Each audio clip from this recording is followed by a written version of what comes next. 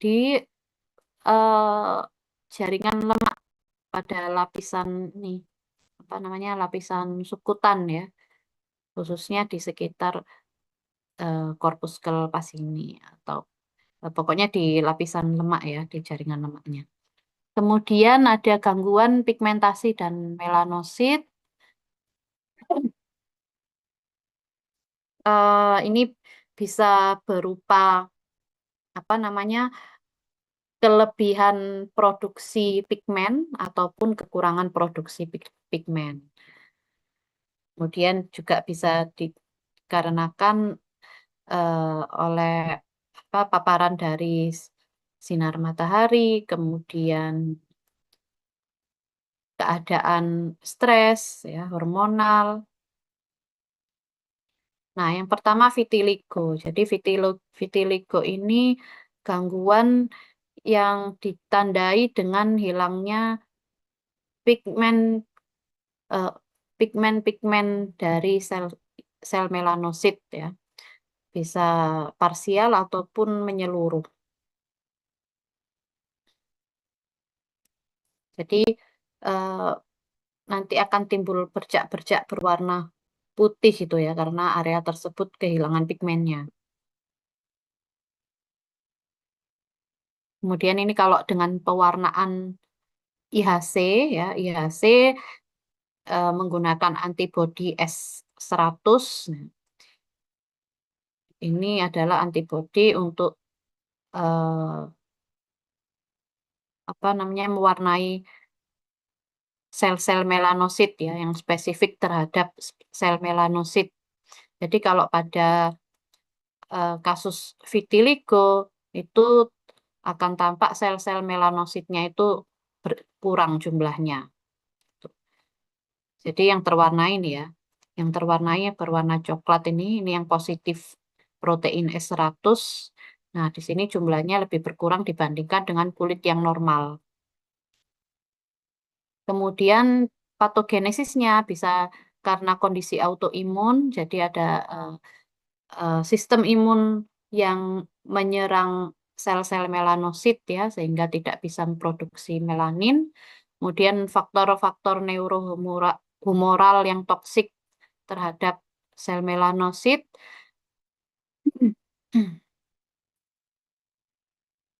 Ataupun nekrosis ya, terjadinya nekrosis pada melanosit dikarenakan adanya bahan-bahan toksin. Kemudian yang kedua albinisme atau albino. Jadi albino itu em, hilangnya pigmentasi secara menyeluruh, jadi di seluruh tubuh ya. Ini dikarenakan individu tersebut kekurangan enzim tirosin. Enzim tirosin ini dibutuhkan untuk menghasilkan melanin. Jadi pada individu yang mengalami albinisme, mereka mempunyai sel melanosit, tetapi dia tidak bisa memproduksi melanin karena kekurangan tirosin. Kemudian yang ketiga lentigo. Lentigo ini hiperplasia dari sel melanosit ya, sehingga terjadi kelebihan produksi melanin ya. Lesinya bisa terjadi di area membran mukosa, kemudian di kulit, dan berbentuk perubahan warna gitu ya, yang berbentuk oval, warnanya berubah menjadi kecoklatan, ya, bercak-bercak kecoklatan. Kemudian melanocytic nevus atau pigmented nevus atau mole. Ini adalah kondisi kongenital biasanya ya, kongenital yang sifatnya jinak, di mana di sini terjadi hiperpigmentasi karena jumlah sel melanositnya meningkat, ya. Tapi ini sifatnya jinak. Contohnya ini ya, ini contohnya itu seperti ini tai lalat, kemudian kutil atau tompel. Nah, itu contoh dari nevus atau melanocytic nevus. Nah, dia ada yang tipe junctional, jadi berbentuk apa namanya klaster-klaster dari sel melanosit ya, yang dia berada di eh, dermoepidermal junction gitu, tapi sifatnya jinak. Nah, ini secara makros tampak sebagai apa namanya tahi lalat ya kalau pada manusia maupun hewan. Kemudian ini yang tipe kompon. Jadi eh, apa namanya sarang-sarang dari sel-sel melanositnya itu lebih tersebar, tapi dia sifatnya jinak ya karena tidak ada perubahan morfologi yang neoplastik seperti hiperkromatik ya, kemudian mitosis yang meningkat dan pleomorfisme ya. Nah, ini biasanya secara makros tampak sebagai kutil, jadi lesinya itu lebih menonjol gitu, menjorok ke permukaan. Kemudian dysplastic nevi ini adalah eh, apa namanya proliferasi atau hiperplasia dari sel-sel melanosit ya, yang yang menyebabkan perubahan displasia pada kulit. Dan ini bisa berlanjut ke apa ke keganasan, ke malignansi ya. Dia bisa berkembang menjadi malignan melanoma. Nah, ini contohnya dysplastic nevi. Eh, secara makros dia morfologinya lebih tidak beraturan dibandingkan dengan tahi lalat ya. Kemudian ini secara mikros atau histopatologi, dia ada yang sarang-sarangnya masih di dermoepidermal junction, klaster-klasternya, tapi ada area-area epidermis yang sudah mengalami displasia, jadi terjadi perubahan eh, organisasi atau struktur jaringannya gitu. Kemudian malignan melanoma. Nah, ini adalah bentuk ganas dari hiperplasia sel-sel melanositik pada kulit. Em, biasanya paling banyak disebabkan karena paparan UV, ya, paparan UV. Dan ada faktor predisposisi yang bisa mengakibatkan berkembangnya malignan melanoma. Yang pertama itu karena adanya nevus atau khususnya displastik nevus ya yang sudah ada sebelumnya, kemudian berkembang menjadi melanoma. Kemudian kondisi cacat genetik herediter ataupun paparan dari bahan-bahan yang karsinogenik.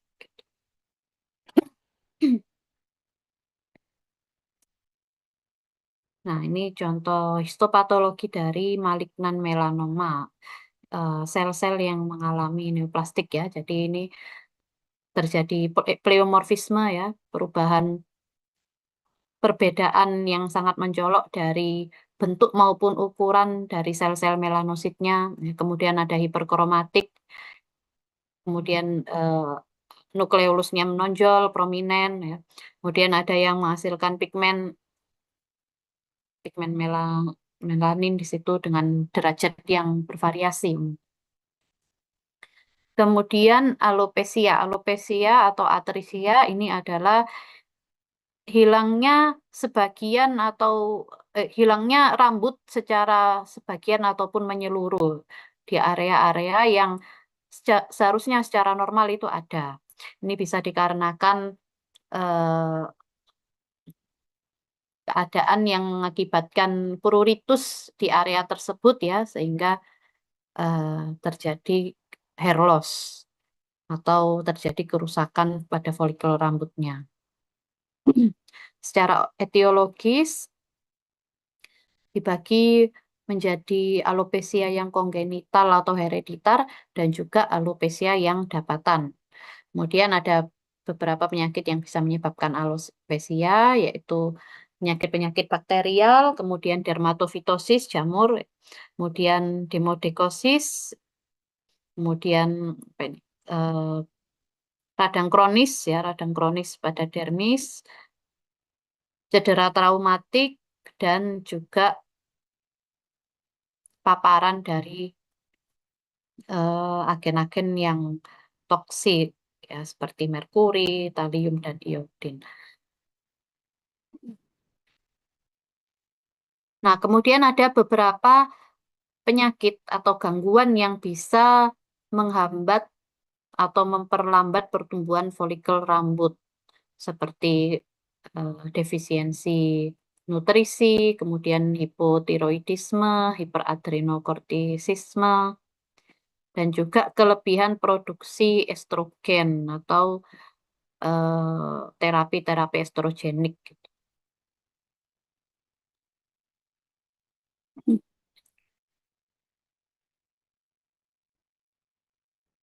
Ini apa namanya area dari hewan yang mengalami alopecia ya.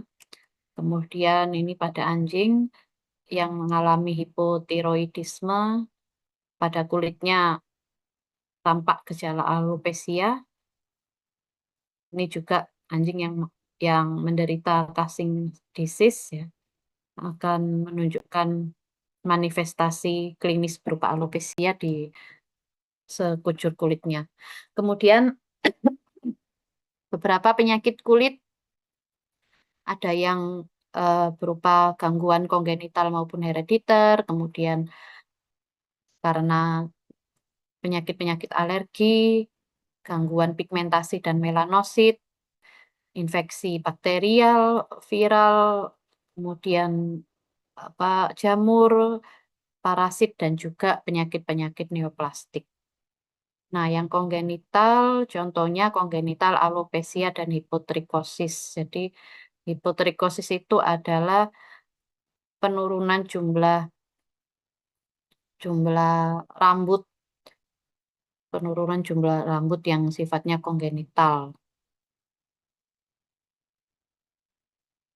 Jadi, ini hewan yang mengalami hipotrikosis pada sediaan histopatologis kulitnya itu tidak akan ditemukan folikel-folikel rambut. Ya, jadi di lapisan dermisnya tidak ada folikel rambut sama sekali. Ya, jadi botak gitu, nggak ada rambutnya alopecia. Kemudian kolagen displasia atau hiperelastosis. Ini karena kekurangan enzim yang berperan pada sintesis kolagen ya, sehingga kulitnya itu menjadi elastis. Kemudian epiteliogenesis imperfecta atau aplasia kutis ini kegagalan eh, perkembangan epitel squamosa pada kulit ya, ataupun pada adnexa ya, sehingga bagian apa ya, ada bagian dari tubuh hewan tersebut yang tidak berkulit gitu seperti ini ya. Jadi nggak ada kulitnya. Ini gambaran histopatologisnya. Ini area masih menyertakan area yang normal ya. Jadi ini kulit yang normal yang ada lapisan epidermisnya, sedangkan ini area yang mengalami kecacatan tadi, yang mengalami keadaan patologis. Jadi tidak ada lapisan epidermisnya di sini. Kemudian penyakit alergi, atopic dermatitis. Eh, ini bisa terjadi karena menghirup alergen-alergen dari lingkungan ya, kemudian alergen yang masuk melalui GI tract ataupun paparan langsung pada kulit yang memicu produksi imunoglobulin E yang melibatkan reaksi hipersensitivitas tipe 1. Ini akan menyebabkan gejala klinis berupa gatal-gatal pada area yang mengalami dermatitis dan disertai dengan alopecia. Kemudian juga ada eritema ya, di situ terjadi apa namanya? em, hiperemia ya, peningkatan aliran darah sehingga akan tampak kemerahan warna kulitnya eritema. Kemudian ekskoriasi ini karena gatel kan ya, jadinya digaruk terus sehingga terbentuk luka atau lesi ekskoriasi. Kemudian reaksi alergi karena gigitan lalat dan kutu. Nah, ini juga eh, bisa terjadi. Kemudian pemphigus foliaceus. Nah, pemphigus foliaceus. Jadi ini keadaan eh, di mana terjadi immune mediated injury, ya, yaitu ini ya. Jadi keadaan di mana sel-sel imun itu akan menyebabkan akantolisis. Akantolisis sehingga karena sel-sel keratinositnya itu terburai-burai ya, nanti akhirnya akan berkembang menjadi vesikel, vesikel atau sampai membentuk bola ya, yang berisi cairan cairan serus di dalamnya. Gitu. Nah, ini kalau dibiarkan juga vesikelnya bisa berkembang menjadi pustula, bercampur dengan nanah. Kemudian penyakit parasit yang paling sering di kedokteran hewan itu adalah eh, demodekosis ya pada anjing. Demodekosis disebabkan karena investasi tungau Demodex canis. Ini tungau ini dia berpredileksi di folikel rambut, paling banyak di folikel rambut, kemudian juga bisa menyebar ke kelenjar sebaseus ataupun ke kelenjar keringat ya. Kemudian menyebabkan alopecia, papula, pustula, dan juga krusta.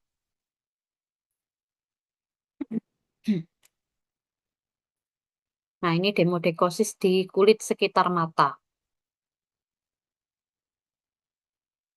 Ini gambaran histopatologisnya, potongan jaringan kulit yang di dalam folikel-folikel rambutnya ditemukan tungau demodex ini. Ini ya kalau diperbesar ini terlihat gambaran tungau demodexnya. Ini juga ya gambaran histopatologi dari demodekosis. Bisa terlihat ini di dalam folikel-folikel rambutnya terdapat demodex di sini. Kemudian karena investasi parasit ini memicu ini ya reaksi hiperplasia pada apa namanya pada ini pada keratinositnya jika terjadi akantosis dan eh, bisa memicu penebalan ya secara makros. Ini juga kemudian skabies atau skabiosis yang disebabkan oleh investasi tungau Sarcoptes scabiei. Nah, bedanya kalau skabiosis atau skabies ini mereka predileksinya di stratum corneum. Jadi membentuk terowongan-terowongan gitu untuk berkembang biak di dalam stratum corneum. Kemudian akan menyebabkan pruritus ya atau gatal-gatal pada kulit hewan tersebut. Ini bisa terjadi di telinga bagian luar, di kepala, di wajah, ataupun di seluruh tubuh kalau keadaannya udah berat. Nah, ini gambaran histopatologisnya pada stratum corneum ini ditemukan tungau scabies. Kemudian penyakit jamur, ringworm ya, paling banyak ini ringworm atau dermatofitosis. Ini bisa disebabkan karena infeksi dari jamur ini, Trichopiton verrucosum, kemudian Microsporum juga. Ini akan menyebabkan lesi berupa apa eh, lesi berupa sisik berbentuk cincin gitu di permukaan kulit. Nah, area yang mengalami infeksi ringworm ini akan mengalami alopecia dan juga disertai dengan eritema. Nah, ini ya contoh gambaran makrosnya. Kemudian ini mikrosnya. Terjadi akantosis ya, penebalan dari stratum spinosum ke arah dermis dan juga disertai dengan ini apa eh, kerusakan pada histologi kulitnya. Kemudian infeksi virus, penyakit-penyakit virus seperti swine pox disebabkan karena infeksi pox virus. Secara mikroskopis akan ini ya seperti tadi ya akan menyebabkan perubahan morfologi berupa degenerasi hidropik atau ballooning degeneration ya, di mana sel-sel keratinositnya itu mengalami pembesaran ukuran atau membengkak, kemudian di dalam sitoplasmanya terjadi penumpukan cairan dan juga ditemukan inclusion bodies intrasitoplasmik. Nah, kalau secara makros ini ya akan tampak lesi-lesi menonjol berisi eh, yang odematus gitu. Bisa diawali dengan lesi vesikel yang berkembang yang lama-kelamaan akan berkembang menjadi pustula kalau sudah disertai dengan ini ya, dengan infeksi sekunder bakteri. Oke. Untuk materi patologi sistem integumen ada yang ingin ditanyakan nggak?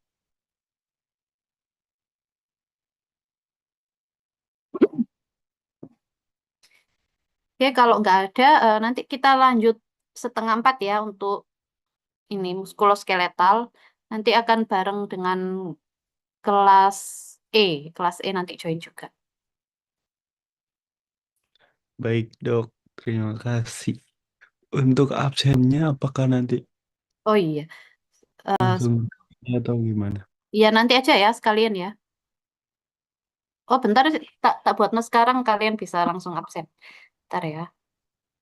Baik, Dok. Terima kasih.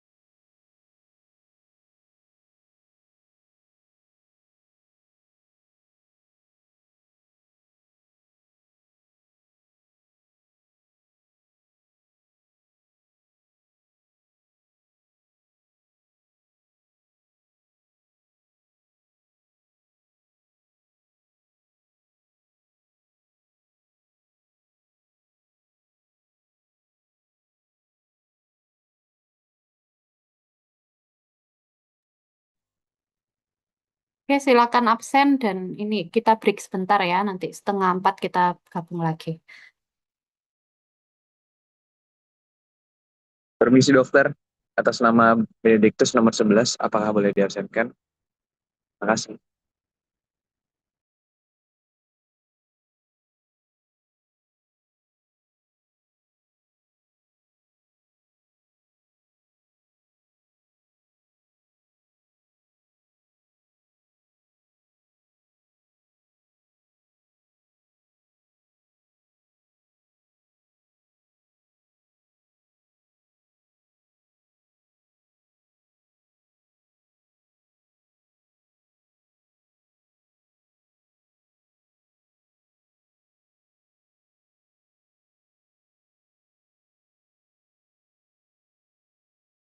Permisi dokter, atas nama Keisha Ratih Kirana, apakah bisa minta tolong dipresensikan? Terima kasih.